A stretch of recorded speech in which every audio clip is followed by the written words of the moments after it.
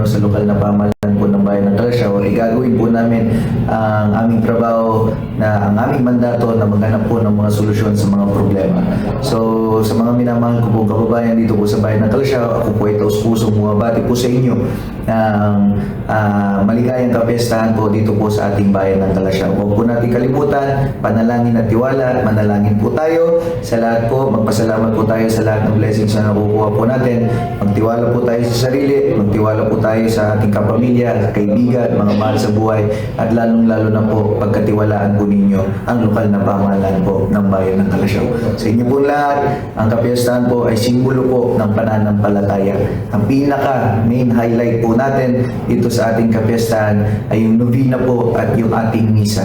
Yung kanina po na People's Day, alam ko po na marami pong hindi po nakakuha, hindi po nakasama dito po sa community pantry. Ako na po ay humihingi ng paumanhin.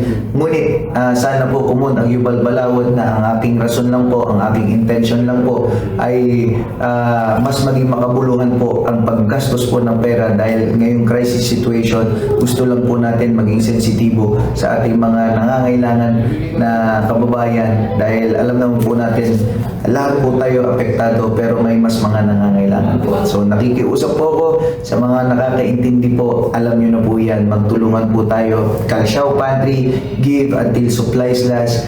Kung ano lang po yung kayang ibigay sa mga nakakuha po, sana po ma-appreciate po ninyo. Ito po ay hindi po nagmula kay Mayor Patrick Karamat, ito po ay nagmula po sa inyo.